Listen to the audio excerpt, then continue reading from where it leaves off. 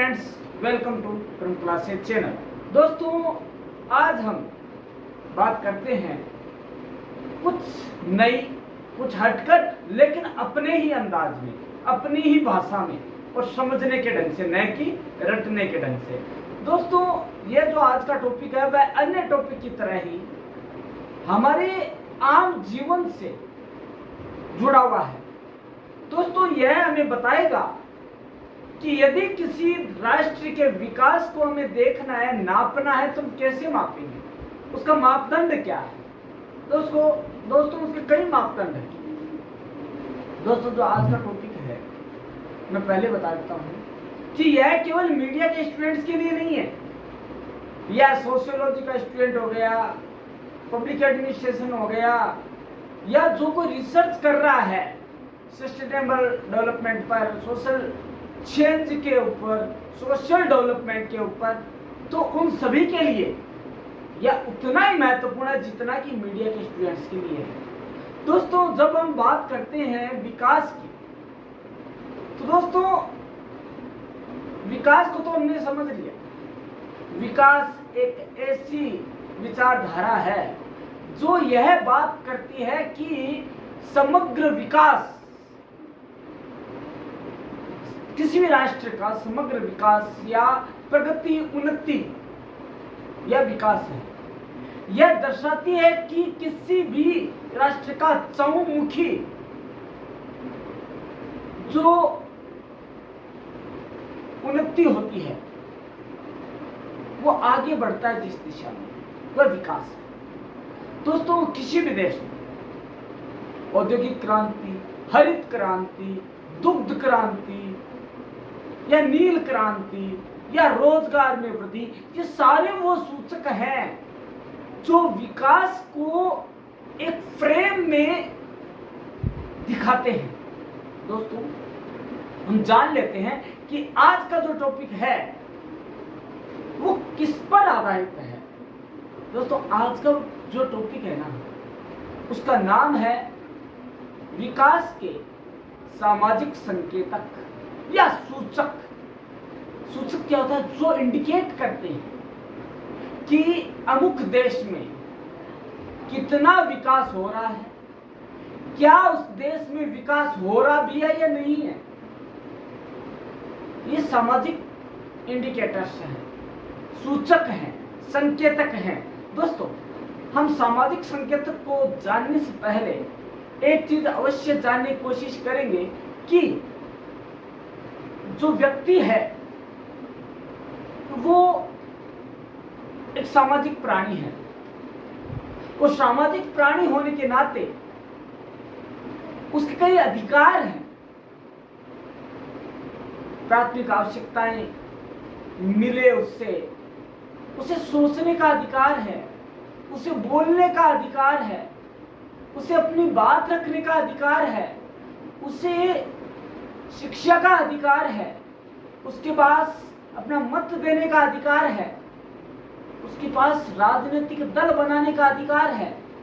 दोस्तों, जब एक जीव, एक जंतु, चींटी जैसा छोटा सा प्राणी सामाजिक प्राणी है, तो आम व्यक्ति क्यों नहीं सामाजिक प्राणी होगा। उसे जीने के लिए जितना ज्यादा प्राथमिक आवश्यकताओं की जरूरत है, उतने उससे कहीं ज्यादा उसको अपनी गरिमा, प्रतिष्ठा, समाज में उसकी जो है पद, गुडविल, सम्मान, इन सभी का सबसे ज्यादा महत्व देते हैं। दोस्तों, कहा जाता है कि पैसा हाथ का मेल है, आज है कल नहीं है। लेकिन दोस्तों, सम्मान एक ऐसी चीज है, रेस्पेक्ट एक ऐसी चीज है जो व्यक्ति देना भी चाहता है और लेना भी चाहता है। दोनों। दोस्तों, ये जो रेस्पेक्ट है ना, ये देने और लेने दोनों की चीज है। ये टू एंड फ्रो है, जाएगी तभी आएगी, बिना चाहे नहीं आएगी। छोटा सा एग्जाम्पल है, जब हम सामाजिक संकेतक की बात कर रहे हैं तो सम्मान और गरिमा को समझना अत्यंत आवश्यक है। दोस्तों एक छोटी सी चीज है, एक छोटा बच्चा है, वो मिट्टी खा रहा है, आप उसको डांट के कहो क्या कर रहा है, गंदे काम कर रहा है, ये कर रहा है, वो कर रहा है, तेरे माँ बाप ने कुछ नहीं सिखाया, ये जो भी है, क्या तुम्हारे ये संस्कार है, तो क्या करेगा, गुस्से में आके आपने चाहे कितने अच्छे सूट बूट पहन रखे हो, मिट्टी जो हाथों में है उसे भरकर आपके अंदर फेंक और आप कुछ नहीं कर पाए। और दूसरी ओर यदि आप उससे सह सम्मान, बड़ा ये अच्छी चीज नहीं है, इससे पेट में गड़बड़ी हो जाती है, बीमार पड़ जाते हैं, डॉक्टर के पास जाना पड़ता है ना, आपकी पढ़ाई खराब हो जाएगी, इस ढंग से समझाने में क्या है, वो समझ जाता है और सॉरी बोल देता है। तो दोस्तों जब एक छोटा सा बच्चा जो अबोध बालक है वो सम्मान चाहता है, तो एक बड़ा व्यक्ति, एक जो वयस्क है या वृद्ध है या महिला है या माता बहन है, वो सम्मान का पात्र क्यों नहीं है। दोस्तों समाज की जो तस्वीर है, माना कि वो प्रति व्यक्ति आय से भी मापी जाती है, लेकिन दोस्तों प्रति व्यक्ति आय दिखने वाली चीज नहीं है।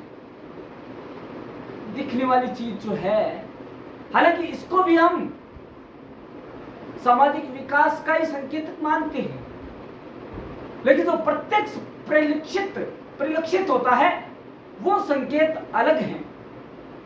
तो हम उन्हें जान लेते हैं जो कि हमें बताते हैं कि अमुक राष्ट्र का विकास किस गति से, किस दिशा में, किस दशा में हो रहा है। दोस्तों कहने को तो यूएसए, यूके, यूएई विकसित राष्ट्रों की श्रेणी में आगे आते हैं, लेकिन उन्होंने आर्थिक विकास किया, सामाजिक नहीं किया है। यदि सामाजिक किया होता तो वहां पे मानवीय मूल्य होते, सामाजिक मूल्य होते, गरिमा होती, वहां वृद्धाश्रम सशक्त नहीं होते यदि सामाजिक विकास हो रहा होता। दोस्तों विकास या विकसित राष्ट्र की परिभाषा यही नहीं है कि आपने आर्थिक या राजनीतिक दृष्टि से या शैक्षणिक दृष्टि से विकास कर दिया तो वह विकसित राष्ट्र है। नहीं, सबसे पहला है आपका सामाजिक विकास, सामाजिक मूल्यों का विकास। यदि इनका विकास नहीं है तो वो विकसित राष्ट्र की श्रेणी में नहीं आएगा। तो दोस्तों हम जान लेते हैं कि विकसित राष्ट्र की श्रेणी में से पहले ये संकेतक क्या है, संकेतक किसे कहते हैं, हम इसे अर्थ और परिभाषाओं के माध्यम से समझने की कोशिश करेंगे। तो दोस्तों विकास के सामाजिक संकेतक इस बात की तस्वीर प्रस्तुत करते हैं कि कोई भी राष्ट्र कितना विकसित है। अब दूसरी परिभाषा देखें, सामाजिक सूचक वह शक्ति है, वह पावर है जो ये बताती है कि यहां की राष्ट्र जो विकास की अवस्था है वह कौन सी है, बाल्यावस्था है, शिशुअवस्था है या युवावस्था या वृद्धावस्था है, कौन सी अवस्था में वह विकास कर रहा है। एक अन्य परिभाषा, सामाजिक संकेतक इस चीज की गारंटी देते हैं या सामाजिक संकेतक वो सूचक है जो इस चीज की गारंटी है कि वे बताएंगे कि उस अमुक राष्ट्र में विकास कितना हो रहा है। सामाजिक संकेतक किसी भी राष्ट्र के चहुमुखी विकास के द्योतक हैं, सूचक हैं, इंडिकेटर्स हैं। तो दोस्तों इन जो सब परिभाषाएं हैं उन सब से निकलकर एक सार सामने आता है और वह है सामाजिक इंडिकेटर्स बराबर या सामाजिक सूचक बराबर या सामाजिक संकेतक बराबर राष्ट्र का चहुमुखी विकास। तो दोस्तों, विकास को जाना, संकेतक शब्द को जाना। अब सामाजिक व्यवस्था क्या है दोस्तों, मैं बता देता हूं। सबसे छोटी इकाई जो है मनुष्य के, मानव की, वो क्या है? परिवार। परिवार से समुदाय, समुदाय से समाज। दोस्तों, सामाजिक जो इकाई है ना, वो व्यक्ति को यह बताती है कि उसे कैसे बढ़ना है, किस क्षेत्र में गति करनी है और किस दशा में गति करनी है। दोस्तों, कई बार जब अपराधी जेल की सलाखों के पीछे पहुंचते तो क्या कहा जाता है कि इसको, बेचारे को, समाज ही ऐसा ही मिला जिसमें पला बढ़ा। और एक जब कोई डॉक्टर बनता है तो कहा जाता है कि ये गरीब परिवार से होगा, लेकिन इसके जो सामाजिक मूल्य हैं, इसकी जो सामाजिक नैतिकता है या नैतिक मूल्य है या मानवीय मूल्य है, वो सशक्त है, जिसकी वजह से आज वो इस पद को बहुत अधिक सुशोभित कर रहा है। तो दोस्तों, इन सब को जानते हुए हम जान लेते हैं कि जो हमारे समाज की विकास की जो संकेतक है, किसी के देश में विकास के जो सामाजिक संकेतक हैं, जो सोशल इंडिकेटर्स हैं, वो कौन से हैं? तो पहला होता है दोस्तों जनसंख्या। दोस्तों, जन प्लस संख्या, वहां के लोगों की संख्या कितनी है। दोस्तों, विश्व में बहुत से ऐसे राष्ट्र हैं जिनकी जनसंख्या बहुत कम है। भारत में कई ऐसे स्टेट हैं जिनकी जनसंख्या किसी राष्ट्र से भी अधिक है। दोस्तों, जब किसी राष्ट्र की जनसंख्या अधिक हो जाती है तो उसके नकारात्मक प्रभाव भी है, सकारात्मक प्रभाव भी है, और ये दोनों उस देश के विकास की कहानी कहते हैं। दोस्तों, क्या होता है, जनसंख्या जितनी अधिक, जीवन यापन की सुविधाएं उतनी कम। ये देखा गया है, लेकिन भारत जैसे राष्ट्र के अंदर इतनी ज्यादा जनसंख्या होने के बावजूद जो प्राथमिकताएं हैं वो बदली है, लेकिन गरीबी का स्तर भी घटा है। गरीब अमीरी की राह पे निकला हुआ है, क्योंकि उनका समस्याओं को देखने का ढंग अलग है, उनको जीने का अलग ढंग है। दोस्तों, चाइना है, वहां पे सब मांसाहारी है, 90% नॉन वेजिटेरियन है, लेकिन इंडिया में वेजिटेरियन है। चाहे कितना ही बड़ा जनसंख्या का समूह होगा, आज वर्ल्ड में पहले नंबर पे आने वाला है भारत है। लेकिन दोस्तों, यहां के लोग सह अस्तित्व, सहयोग, सहकारिता की भावना में विश्वास करते हैं। दोस्तों, हमारे यहाँ जनसंख्या विस्फोटक स्थिति में है, लेकिन दोस्तों एक चीज बता दूं, विस्फोटक स्थिति होने के बावजूद यहाँ की जो स्थिति है वह विकसित स्थिति कही जा सकती है। दोस्तों, जनसंख्या का जो भाग है उसे हमने पॉजिटिव लिया।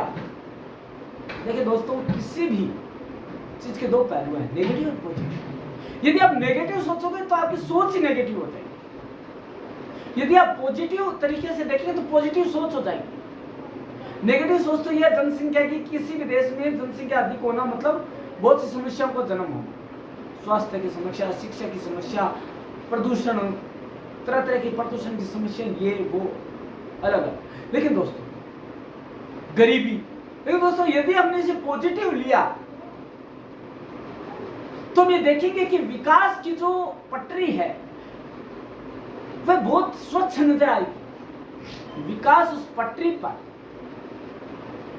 धड़ल्ले से चल रहा है, बेबाक होके चल रहा है, जबकि जनसंख्या भी बढ़ रही है। क्योंकि हमारी जो सकारात्मक सोच है, जो सकारात्मक नजरिया है, देखने का जरिया है, वो जनसंख्या बढ़ोतरी के बावजूद एक विकास की कहानी कहता है। उसके बाद बात आती है जीवन प्रत्याशा। दोस्तों क्या होता है जीवन में आम आदमी को जीने के लिए क्या चाहिए?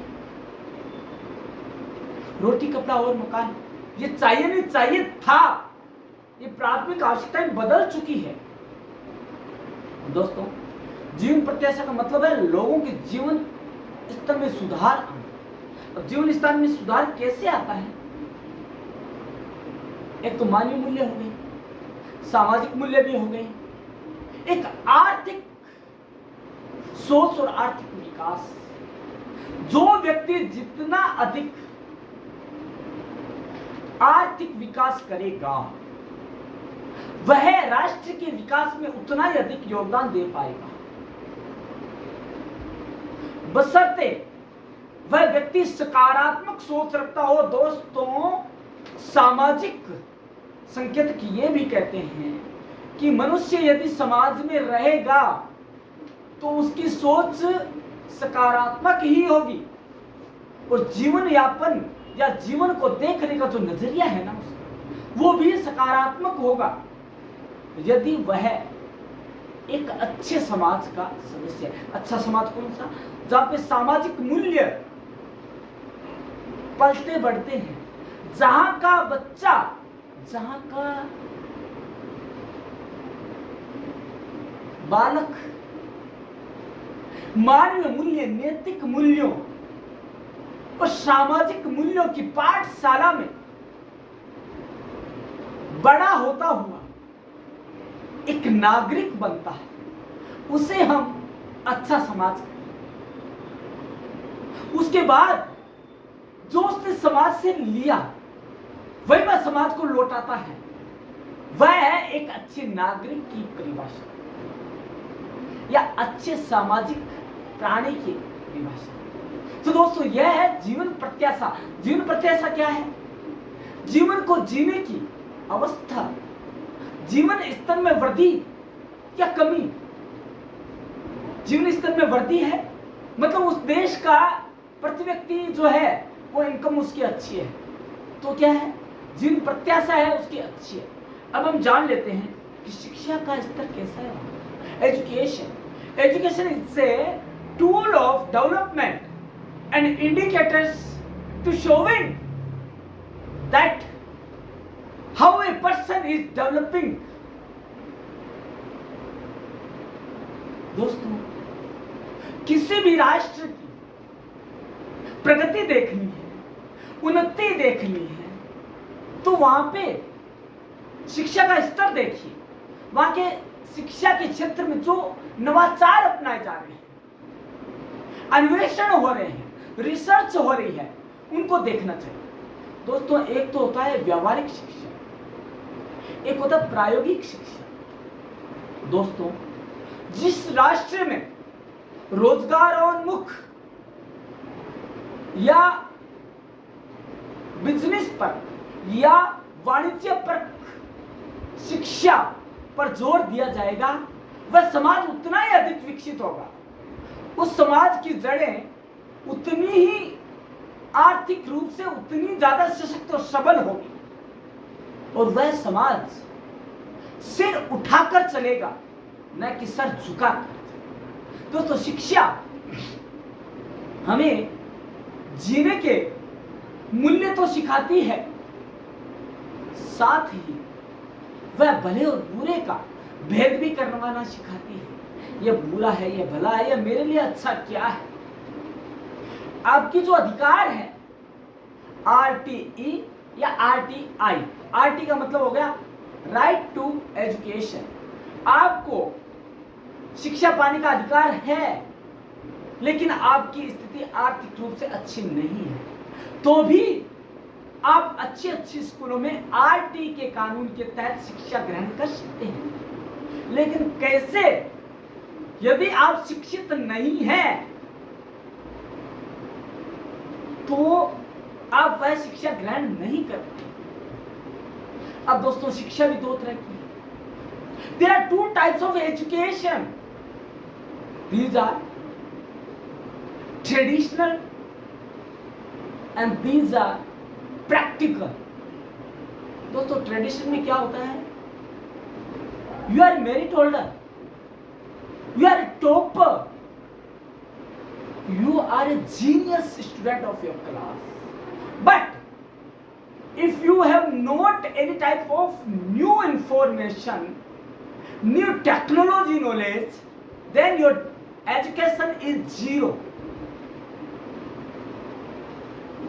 You will say that I am a topper, where my education is zero, where my knowledge is zero, because you gained only traditional education, not practical education. Then the level of education will be down day by day, and that type of countries will never develop in right direction. दोस्तों कहने का मतलब ये है कि शिक्षा एक हथियार भी है और शिक्षा एक विकास का माध्यम भी है। यदि अशिक्षा है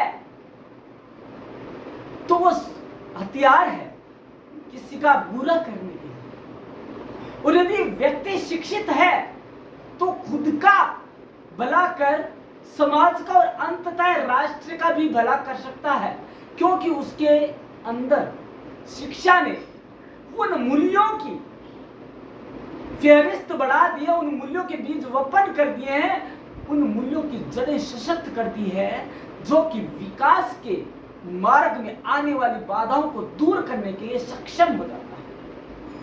यह है शिक्षा का इंडिकेटर। दोस्तों हम कहते हैं कि अमुक कंट्री में हमारे इंडियंस इतने परसेंट हैं, उनको यदि निकाल दो तो जीरो है। तो मैं एक चीज पूछता हूं, क्या इंजीनियर ऐसे बन गए? क्या डॉक्टर ऐसे बन गए? क्या एस्ट्रोनॉट्स ऐसे बन गए? कहीं न कहीं शिक्षा, प्रैक्टिकल एजुकेशन का इंपॉर्टेंस है। दोस्तों यदि आप इकोनॉमिक डेवलपमेंट को रियलिस्टिक डेवलपमेंट मानते हैं तो आपको मैं बता देता हूं, फिर यह मत कहना कि उस देश से, उस कंट्री से इंडियंस को हमारे यहां बुला लो, विकास हो जाएगा।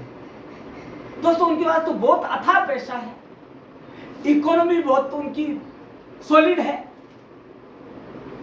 फिर इंडियंस को क्यों इनवाइट करते हैं वो? क्योंकि उनके पास दिमाग है, एजुकेशन है, ये रीजन है। दोस्तों माना कि आज भारत की आर्थिक व्यवस्था उतनी अच्छी है, बहुत अच्छी है, सोने की चिड़िया भी है, लेकिन जनसंख्या वृद्धि की वजह से हमारी इतनी बढ़िया नहीं है। लेकिन यदि हम शिक्षा का स्तर देखें तो जितना शिक्षा का स्तर हमारा अपर लेवल का है उतना किसी भी कंट्री का नहीं है। हमारे जो लेवल के आसपास भी नहीं है वो कई कंट्री। हमारी शिक्षा का जो उद्देश्य है वो केवल पैसा कमाना नहीं है, उस शिक्षा का उद्देश्य है एक सही अर्थों में मानव का विकास करना, मानव का निर्माण करना, जो खुद विकसित होकर राष्ट्र के विकास में अपना योगदान दे सके। दोस्तों शिक्षा या साक्षरता का जो प्रतिशत है वो डे बाय डे बढ़ रहा है, इंक्रीज हो रहा है। जो हमारी सोच थी ना कि पढ़ोगे लिखोगे होगे खराब, खेलोगे कूदोगे बनोगे नवाब, दोस्तों अब यह चेंज हो गया है। अब हमें पढ़ लिखना पड़ेगा, तभी हमारी सोच विकसित होगी, तभी हम अंधविश्वासों के मायाजाल से बाहर निकलेंगे, तभी हमारी जो सोच है ब्रॉड होगी, हमारी जो सोच है विस्तृत होगी। हम नैरो माइंडेड नहीं रहेंगे, ब्रॉड माइंडेड होंगे, क्योंकि शिक्षा हमें सोचने की शक्ति प्रदान करती है और हमें सकारात्मक बनाने की दृष्टि में प्रयास करती है। तो दोस्तों, पिछले 2-3 दशकों में शिक्षा के क्षेत्र में जितने नवाचार हुए हैं, जितनी रिसर्च हुई है, उन सभी को देखा जाए तो वो विकास को विकसित करने में बहुत अधिक योगदान दे रही है। उसके बाद बात आती है प्रति व्यक्ति आय, पर कैपिटा इनकम। दोस्तों, हमारे यहाँ कई राज्य ऐसे हैं जिनकी पर कैपिटा इनकम बहुत ज़्यादा है, लेकिन कुछ ऐसे हैं जिनकी प्राथमिक आवश्यकताएं रोटी, कपड़ा और मकान है और वही पूरी नहीं हो पाती, क्योंकि वहां शिक्षा नहीं पहुंची। दोस्तों, प्रति व्यक्ति आय का होना भी जरूरी है अच्छी स्थिति में होना, क्योंकि जो एक मेन परिभाषा वो ये है, हर कोई पूछेंगे कि आप कैसे हैं जब तक कि आपकी जेब में पैसे हैं। दूसरा है ऑल थिंग इज बैड, कि भैया ना बाप बड़ा ना मैया, ऑल थिंग इज बैड, कि भैया सबसे बड़ा। दोस्तों, प्रति व्यक्ति आय यदि किसी देश का, आज हम बात करते हैं कि वह व्यक्ति, अमुक व्यक्ति डॉलर में कमाता है, डॉलर में उसकी सैलरी है, तो वह ज्यादा विकसित है। क्यों है? उसकी प्रति व्यक्ति आय डॉलर में आती है। क्यों? क्योंकि हमारे यहां का 83 रुपीज और वहां का 1 रुपया, $1 आर इक्वल। दोस्तों, किसी भी राष्ट्र की जो मुद्रा का मान है,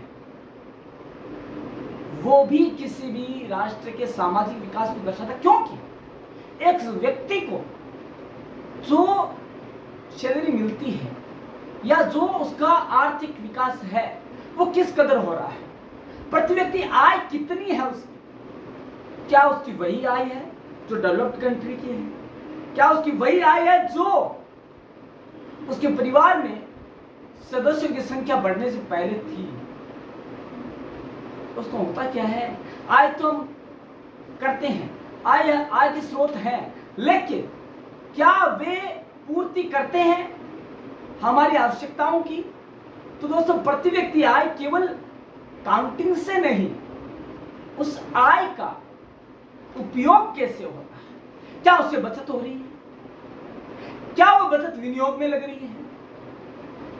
तो दोस्तों, इस तरह की प्रति व्यक्ति आय जो पर कैपिटा इनकम है, वो भी किसी राष्ट्र के विकास को दिखाने के संकेतक है। उसके बाद हम जानते हैं कि और भी सूचक हैं। स्वास्थ्य, हेल्थ इज वेल्थ, कहा भी गया है कि एक स्वस्थ शरीर में स्वस्थ मस्तिष्क और स्वस्थ मस्तिष्क में स्वस्थ विचार आते हैं, और वो विचार जो सकारात्मक आइडिया जाते हैं वो विकास को आगे बढ़ाने के लिए प्रेरित करते हैं। दोस्तों, स्वास्थ्य की मैं बात करूंगा, वो आप भी जानते हैं। दोस्तों, कोविड जैसी महामारी आई, हर जगह त्राही त्राही मच गई। कुछ ऐसे देशों में देखा गया कि वो झूठ बोल रहे हैं कि हमारे यहां स्वास्थ्य सेवाएं व्यवस्थाएं अच्छी हैं, लेकिन अस्पताल के बाहर बड़ी तादाद में मोबाइल हैंडसेट का मिलना और जो मोबाइल सिम है उसका बंद होना इस बात का सूचक है कि वहां की स्वास्थ्य सेवाएं जीरो, नकारात्मक, नेगेटिव है। जबकि हमारे देश में हालांकि कोविड ने अपना जाल बिछाया, लेकिन हमारे यहाँ के डॉक्टर्स, हमारे यहाँ नर्सेज, हमारे यहाँ की स्वास्थ्य सेवाएं, the power of health, the power of health services, उन्होंने क्या किया, कोविड को वापस लौटने के लिए मजबूर कर दिया। हालांकि उस विभीषिका को हमने भी झेला है, लेकिन उतना नहीं, क्योंकि हमारा सामाजिक विकास जो हुआ वो दूसरी दिशा में हुआ। बाहर क्या होता है दोस्तों, बाहर के लोगों की सोच अलग है। वो क्रेडिट कार्ड पर जीते हैं, उनके पास जो है क्रेडिट कार्ड मतलब लोन। और हमारे यहां पर क्या है, आज भी 40% लोग ही क्रेडिट कार्ड यूज करते हैं। 60% लोग जो बचत है उसी से अपना काम निकालते हैं। और ये जो बचत है ना, वो कोविड के समय बहुत बहुत ज्यादा काम। और जो क्रेडिट कार्ड वाली थी उन्होंने उस आदत ने लोगों को सुसाइड करने के लिए मजबूर कर दिया। ये है स्वास्थ्य सेवाएं दोस्तों। फिर भी हमारे देश में स्वास्थ्य सेवाओं को सुचारू करने के लिए जरूरत है, क्योंकि दोस्तों हमारे यहां पर वही घिसी-पिटी स्वास्थ्य व्यवस्था है। एक व्यक्ति जो अब मरा तब मरा की स्थिति में है, उसे हम अस्पताल ले गए, लेकिन पहले फॉर्मेलिटी जरूरी है, उसका इलाज बाद में होगा, चाहे मर जाए, लेकिन फॉर्मेलिटी पहले जरूरी है। दोस्तों ये चीजें हमें अदर कंट्रीज से सीखनी होगी, जहां पर व्यक्ति का जीवन ही सर्वे सर्वा है। क्योंकि उनका क्या कहना है, वो ये मानते हैं, हम तो कहते ही हैं, लेकिन वो इसको फॉलो भी करते हैं। क्या? जिएगा नर तो कर लेगा घर, जिएगा नर तो करेगा घर, नहीं है नर तो काहे का घर। बस स्वास्थ्य सेवाएं इसी एक मूल मंत्र में निहित है। हमारे यहाँ आयुष, हमारे यहाँ पे आयुर्वेदिक दवाइयां, हमारे यहाँ होम्योपैथिक दवाइयां सब है, लेकिन व्यवस्था पुरानी चली आ रही है, उनमें सुधार जरूरी है। उसके बाद बात आती है लैंगिक समानता। दोस्तों यत्र नारीषु पूजन्ते रमन्ते तत्र देवताः, ये हम कब काम में लेते हैं? जब एक वाद विवाद में जाना होता है। महिला सशक्तिकरण की स्थिति को हमें शब्दों से पिरो कर रखना होता है, केवल वहां, और उस मंच से नीचे उतरते ही हम उसी समाज का हिस्सा है जहां पर कन्या भ्रूण हत्या को गले लगाया जाता है। एक छोटी सी घटना बताऊंगा दोस्तों लैंगिक समानता की बात। चुनाव का माहौल था और एक नेताजी महिला सशक्तिकरण पर भाषण दे रहे थे। वो थोड़ा ऊंचा सुनते थे और उस दिन मशीन नहीं ला पाए घर से। तभी उनके घर का जो नौकर था वो आया और उसने जो कहा वो लैंगिक समानता को परिभाषित करने के लिए यह कहना जरूरी है। उस नौकर ने आकर कहा, पहले कान में कहा कि साहब जो दहेज हत्या का केस था, दहेज की वजह से आपकी बहू का, वो हम हार गए हैं। नहीं सुनाई दिया, जोर से बोला, नहीं सुनाई दिया, और जोर से बोला तो माइक में सुनाई दे गया।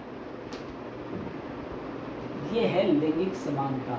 कहां तो भाषण दे रहा था, महिला सशक्तिकरण लाना चाहिए, हमें वो कन्या भ्रूण हत्या पर रोक लगानी चाहिए, ये करना चाहिए, उन हॉस्पिटल्स को बंद कर देना चाहिए। और आपके यहाँ क्या हो रहा है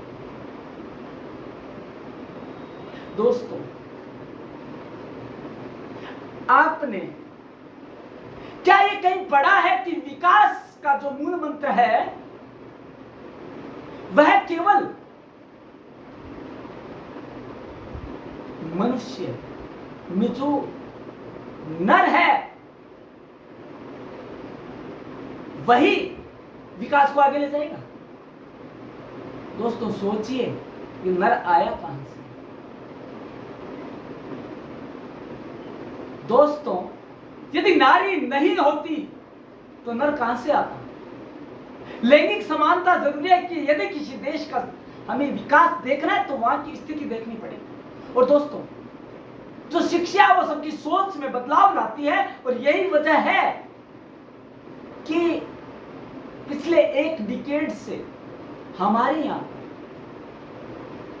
कन्या भ्रूण हत्या पर रोक लगी है और लोगों की सोच में भी बदलाव आया है। और आज वो भी कन्याओं को सहज स्वीकार करने लगे, कन्याओं को गोद लेने लगे, यह स्थिति है। लेकिन दोस्तों समाज की जो घृणित स्थिति है, जो सोच है, वो बहुत ही कुत्सित है। यदि एक व्यक्ति, एक लड़का लड़की के साथ जाता है तो कोई बुराई नहीं, लेकिन यदि एक लड़की एक लड़के के साथ जाती है तो उसके बारे में 100 बातें बनाई जाती है और उसे इस कदर परेशान किया जाता है कि वह कुछ गलत कदम उठाने को मजबूर हो जाता है। दोस्तों क्या ये ऐसा राष्ट्र विकास करेगा जहां पे ऐसी सामाजिक व्यवस्थाएं आज भी है। दोस्तों हमें सामाजिक व्यवस्था को सुधारना होगा, तभी सामाजिक विकास होगा, और सामाजिक विकास की पगडंडी पर चलकर ही राष्ट्र के विकास का जो रास्ता है वो मिलेगा। उसकी बात आती है मानवाधिकार। हमारी मानव के जो अधिकार है, अभिव्यक्ति की स्वतंत्रता है, बोलने का अधिकार है, स्वास्थ्य का अधिकार है, शिक्षा का अधिकार है, आय कमाने का भी अधिकार है। दोस्तों कहां है वो? हमें यदि इन अधिकारों की सुरक्षा करनी है तो हमें दूसरे को अधिकारों को भी देखना होगा, और जिस राष्ट्र में व्यक्ति जितना अधिक स्वतंत्र है, उसके अधिकार उसे जितने मिले, वह राष्ट्र उतना ही अधिक विकसित माना जाता है, क्योंकि उसे ये अधिकार समाज ने दिए हैं और उसके दायित्व है कि इन अधिकारों के बिहाफ पे वह सामाजिक विकास में योगदान दे। उसके बाद मानव की गरिमा। मनुष्य प्रति आय कमाना चाहता है, लेकिन एक सम्मान के साथ, मानवीय गरिमा, एक सम्मान, एक रेस्पेक्ट, एक वर्किंग एनवायरनमेंट में काम करना चाहता है। वैसे कम मिले चलेगा, लेकिन बिना रेस्पेक्ट में काम नहीं करना चाहिए। ऐसी कई मूवीज बनी हैं जिन्होंने मानवीय गरिमा को समझाने की कोशिश की है कि मानवीय गरिमा उतनी जरूरी है जितना कि रोटी कपड़ा और मकान जितना जरूरी है, उससे ज्यादा कहीं गरिमा की आवश्यकता है। और वो मानवीय गरिमा ही है जिसने हमारे भारत में महात्मा गांधी को बापू का दर्जा दिया, सुभाष चंद्र बोस को नेताजी का दर्जा दिया, जवाहरलाल नेहरू को चाचा का दर्जा दिया, और तो और प्राकृतिक चीजों में भी हमने हमारे संबंध ढूंढ लिए। सूरज चाचा है तो चंदा मामा है, बिल्ली मौसी है। ये क्या है? ये गरिमा हमारे यहां पे देश में क्या है? मानवीय गरिमा इस कदर है कि हम मनुष्यों को ही नहीं, पशुओं को तो उतनी इज्जत देते हैं। गाय हमारी माता है, हम गाय को हमारी माता के समान पूजते हैं, उनकी पूजा करते हैं। या व्यक्ति के लिए उसके गुणों की पूजा होती है हमारे देश के। और यही वजह है कि हमारा सामाजिक विकास अन्य देशों की तुलना में अच्छी स्थिति में है।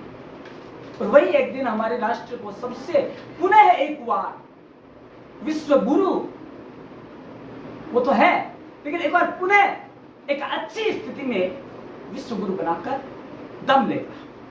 उसके बाद बात आती है पर्यावरणीय स्थिरता।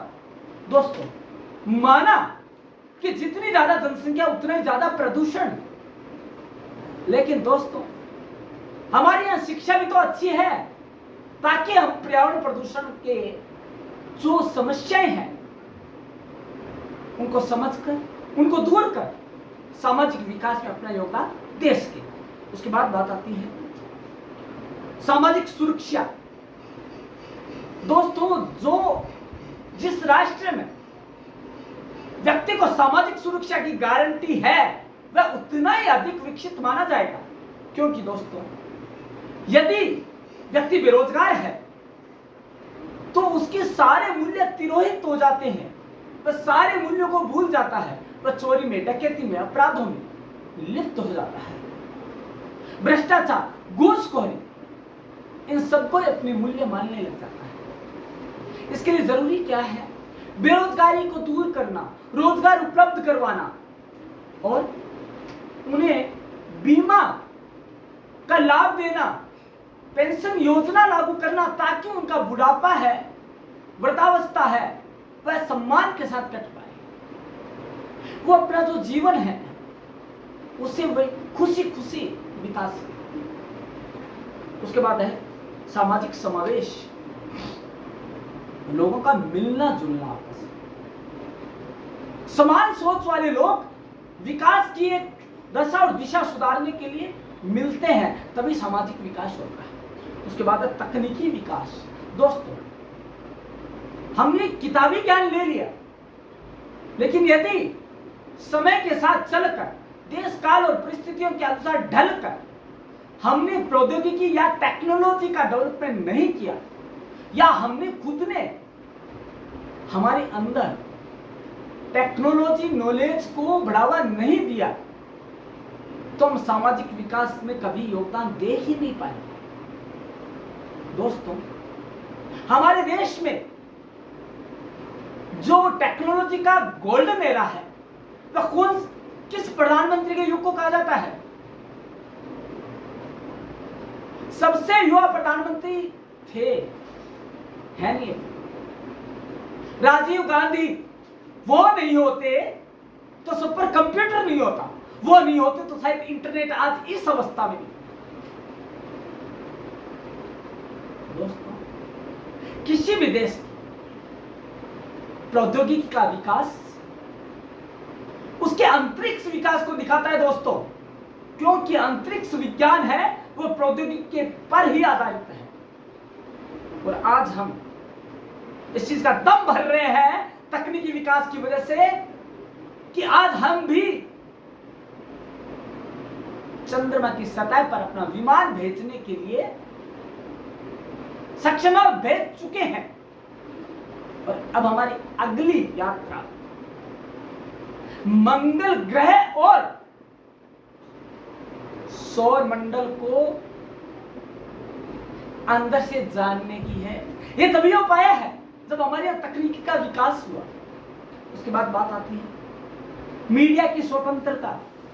दोस्तों, किसी भी देश में मीडिया उस राष्ट्र का 4th पिलर माना जाता है, लेकिन दोस्तों मीडिया की स्वतंत्रता ही वह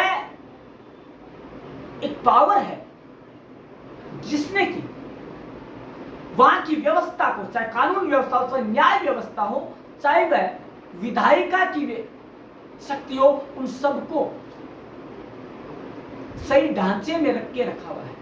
यदि ये मीडिया के स्वतंत्र नहीं हो तो जो तीनों पिलर है वो कभी के भरभराकर गिर जाएंगे, उनमें करप्शन की जोंक लग जाएगी और वो मानवीय मूल्यों को तिरोहित कर राष्ट्र विकास को अपनी सोच के अनुसार चलाए। ये मीडिया स्वतंत्रता है दोस्तों, जिसने आज राष्ट्र के विकास को या उसकी सूचना को विदेशों तक पहुंचाया है। आगे अपराध और सामाजिक अव्यवस्था। दोस्तों, अपराध क्या है? अपराध की परिभाषा क्या है? जब व्यक्ति बेरोजगार होगा, उसका पेट खाली होगा, वह प्राथमिक आवश्यकताओं से वंचित होगा, तो क्या करेगा? वह अपराध में संलिप्त हो जाएगा। आवश्यकताएं ज्यादा, स्वप्न ज्यादा और आय कम। दोस्तों, घूसखोरी, भ्रष्टाचार, लाल फीताशाही, गबन, चोरी, डकैती, ये सारी क्या है? ये अपराध के प्रकार हैं। अपराध कभी भी नैतिक मूल्य की बात नहीं करेगा, क्योंकि वो व्यक्ति भूखा है, उसके परिवार में 4 दिनों से चूल्हा नहीं जला है, तो क्या करेगा?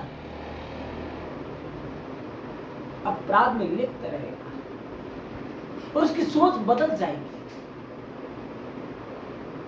उसकी तस्वीर, समाज को देखने का नजरिया बदल जाएगा उसका, यदि उसके घर में रोटी, कपड़ा और मकान की कमी है तो दोस्तों, जिस देश में जितने अधिक अपराध, वह राष्ट्र उतना ही अधिक निम्न स्तर की श्रेणी में आएगा। दोस्तों, हम मानते हैं कि पिछले 2 डिकेड में हमारे यहाँ पे अपराधों की श्रेणी भी बढ़ी है। दोस्तों, अपराध भी की प्रकृति बढ़ी है युग बदलने के साथ। साइबर क्राइम, आपके पास एक मैसेज आया, ओटीपी बताए और आपका खाता साफ, आपकी इनकम गई, तो जागरूकता, सजगता ये कैसे आएगी? शिक्षा से आएगी। तो शिक्षा मूल मंत्र हुआ कि नहीं हुआ? उसके बाद है आत्महत्या की दर। दोस्तों, ये जो है वो बहुत ही भयावह स्थिति है। इसकी वजह क्या है? फ्रस्ट्रेशन। दोस्तों, आज का युवा बहुत अधिक फ्रस्ट्रेशन का शिकार है, क्योंकि वह 24 घंटे में से कम 10 घंटे मोबाइल में व्यतीत करता है, न कि अपने माँ बाप के साथ बैठता है। उसे सामाजिक व्यवस्था से कोई लेना देना नहीं। उसके लिए समाज वो मोबाइल है जो हमने गलती से उसके हाथ में थमा दिया है। वह उसके लिए तलवार है, दुधारी तलवार है। यदि वह सही उपयोग करता है तो विकास में योगदान दे सकता है, लेकिन वही यदि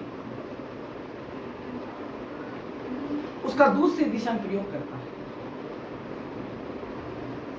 तो कंपनियों की माया जाल में फंसकर आत्महत्या को न्योता देता है। दोस्तों, हमारी जो शिक्षा है ना, वो भी इसके लिए बहुत ज्यादा जिम्मेदार है। क्योंकि दोस्तों, पेरेंट्स बच्चों को ये कहते हैं कि मैंने जो नहीं किया वो तुम्हें करना है, क्योंकि हमारे समय ऐसी स्थितियां नहीं थी। बाप ने मारी मेंढकीर, बेटा तीरंदाज। मैंने तो कुछ नहीं किया, लेकिन तुम्हें वो बनना जो मैं नहीं बन पाया। बच्चों पर मानसिक दबाव इतना ज्यादा है कि जो वो जिस दिशा में जाना चाहता है उसके अधिकार की सुरक्षा नहीं हो रही है, और वह सामाजिक दबावों के तले दबकर आत्महत्या जैसा कदम उठा लेता है। और जिस देश में जितनी ज्यादा आत्महत्याएं, वह देश, वो उसका समाज इतना ही घृणित है, जैसा कि हमारे यहाँ पे हो रहा है। हम बच्चों को ये बताना चाहते हैं कि तू किस लिए पैदा हुआ है, जबकि उसे ये नहीं सोचने देते कि तू क्यों पैदा हुआ, तेरा क्या उद्देश्य है जन्म का, जबकि हम उसे सिखा रहे कि तेरे जन्म का ये उद्देश्य है। क्योंकि हम उसके ऊपर आर्थिक बोझ डाल रहे हैं। ये कभी नहीं करना है। ये देश के विकास को नहीं दिखाता, ये देश के पतन की ओर अग्रसर करता है बच्चे को। दोस्तों, उसे ये नहीं पता कि वह किस तरह के समाज में जी रहा है, कौन से मानवीय मूल्य है। दोस्तों, एक वक्त था जैसे जब हम गिल्ली डंडा खेलते थे, जब हम कंचे खेलते थे, जब हम कपड़े की गेंद बनाकर उसी से माँ की उस थप्पे से जो कि वो कपड़े धोती थी, उससे हम खेलते थे। वो एक सहकारिता की भावना थी। लेकिन आज उस सहकारिता की भावना कोई मोबाइल ले गया है दोस्त, और वह उसी को अपना दोस्त मान बैठा है जो कि उसका दुश्मन है। उसे कई तरह के दंश दे रहा है, लेकिन उसके लिए वही दोस्त है, क्योंकि हमारे पास समय नहीं रहा। गलती उसकी नहीं है, गलती कहीं ना कहीं अभिभावकों की है, पेरेंट्स की है, क्योंकि वो समय नहीं निकाल पाते। उन्हें टू वे कम्युनिकेशन करना पड़ेगा, तभी हम राष्ट्र का विकास कर पाएंगे। नहीं तो या तो वह गलत दिशा में निकल जाएगा या वह आत्महत्या को गले लगाएगा। तो देश का विकास दोनों स्थिति में अवरुद्ध हो जाएगा। दोस्तों, तो स्वामी विवेकानंद ने कहा कि यदि किसी भी राष्ट्र का, यदि मेरे को ये कहो कि किसी भी देश का विकास बताना, तो मैं वहां की युवा की स्थिति को देखूंगा और विकास की परिभाषा बता दूंगा कि उस देश में विकास कितना हुआ है, किस क्षेत्र में हुआ है। दोस्तों, हमारी यहां की युवा पीढ़ी ही एक अकथित नशे का शिकार हो रही है, जिसे प्रौद्योगिकी का नशा कहते हैं। तो दोस्तों, विकास की परिभाषा तो कुछ है ही नहीं। उसके बाद बात आती है कन्या भ्रूण हत्या। दोस्तों, हम दुर्गा पूजा करें, नवरात्रा में 9 कन्याएं चाहिए, लेकिन मेरे यहां कन्या नहीं होनी चाहिए, यह सोच है दोस्तों, सास को जाके पूछो जिसने ये कहा कि मेरे को पोता ही चाहिए, पोती नहीं, तो उसके लिए पूछो कि तुम कहां से आई, और तुम्हारी बहू कहां से आई। दोस्तों, बदलना, नजरिए को बदलना पड़ेगा, नजर तो वही रहेगी। दोस्तों, कभी क्या आपने ये सुना है कि बेटी किसी बाप को वृद्धावस्था में पटक कर आई है, वृद्धाश्रम में छोड़ कर आई है? नहीं, जबकि ये आम दिन हर रोज सुनने में आता है कि बेटे ने बूढ़े माँ बाप की संपत्ति अपने नाम करवाई, विरासत अपने नाम लिखवाई और वृद्धाश्रम के हवाले कर दिया। हमारे तो देश में पिछले 2 दशक में जितने वृद्धाश्रम खुले हैं, वो उन बेटों की मेहरबानियां हैं जिनकी लिए उन माँ बाप ने, उनके माँ बाप ने मंदिरों में मनौती मांगी, पत्थर पे सर पटका, और यदि कन्या हो गई तो उसे होने से पहले ही उस धाम पहुंचा। दोस्तों, कितनी घृणित अवस्था है। हम पहले ही पता लगा लेते हैं कि लड़की हमारे लिए काम की नहीं है, जबकि आपने सुना होगा दोस्तों कि हमारे घर में हम क्या है, बहुत ज्यादा लालची प्रवृत्ति क्या है इंसान है। घर में गाय की बच्चियां होती तो अच्छा माना जाता है, लेकिन यदि यही इंसान की हो जाए तो अभिशाप, हाहाकार। लेकिन दोस्तों, आपको एक बात बता दूं, मनुष्यों के जीवन को बचाने वाली वह शक्ति ही थी, चाहे वो दुर्गा हो, चाहे सरस्वती हो, चाहे लक्ष्मी हो, चाहे पार्वती हो, चाहे चंडी हो, चाहे काली हो, चाहे कुष्मांडा हो, चाहे शैलपुत्री हो, चाहे भवानी हो, लेकिन है वो शक्ति स्त्रीलिंग। लेकिन फिर भी रीति चली आई है। हमारे तो बड़े बड़े जो साहित्यकार उन्होंने लिख दिया, ढोल गवार शूद्र पशु नारी ये सब ताड़न के अधिकार। दोस्तों, ये है कन्या भ्रूण हत्या की अवस्था। हम बेटे की चाह में 9 बेटियां हो जाती है, लेकिन बेटी की चाह में 9 बेटा कोई उत्पन्न नहीं करता, पैदा नहीं करता। यह स्थिति है दोस्तों। अभी भी समय है, समझ जाना चाहिए, क्योंकि बेटियां वृद्धाश्रम से लाकर आपकी सेवा करती है और यहां तक कि अपने ससुराल से भी वेर ले लेती है। लेकिन बेटा, आप सोच सकते हो, जो मैंने कहानी बताई उस आधार पर क्या स्थिति है हमारे समाज की, उसके बाद में देखते हैं। दोस्तों, एक स्थिति और बता दूं, क्या आपने कभी सुना है कि मुर्गी के यदि फीमेल बच्चा हो गया तो उसने चोंच से उसे मार दिया? नहीं। क्या किसी गाय ने अपने सींग से अपनी बच्चिया को मारा है कि नहीं, मेरे को बछड़ा चाहिए था? फिर हम क्यों इतने घृणित अवस्था में पहुंच गए कि हम पशुओं से भी बदतर हो गए?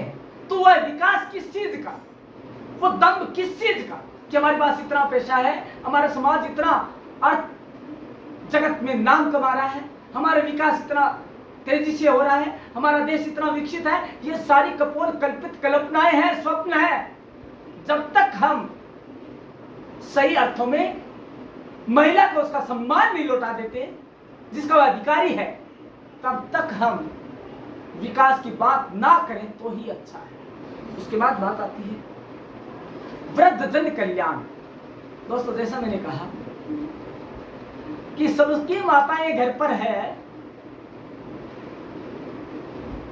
तो ये किसकी माता है जो वृद्धाश्रम में आई है? माताएं समझ गए, मेरे घर में लक्ष्मी, सरस्वती,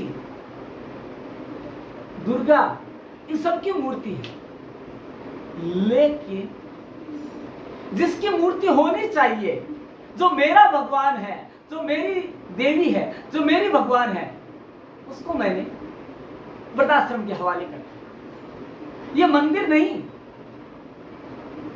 यह खंडर है जब तक उसमें मां या बाप नहीं है। तो दोस्तों, कहने की बात यह है कि सही अर्थों में भी सामाजिक विकास होता है यदि सस्टेनेबल डेवलपमेंट है उस समाज का, या सामाजिक अंकेक्षण की व्यवस्थाएं सही है, तो ही वह राष्ट्र है वो विकास सही दिशा में करता हुआ माना जाएगा। तो दोस्तों, आज आपने जाना कि विकास के सामाजिक मापदंड क्या है, सामाजिक संकेतक क्या है जो किसी राष्ट्र के सही और वास्तविक विकास को दर्शाते हैं।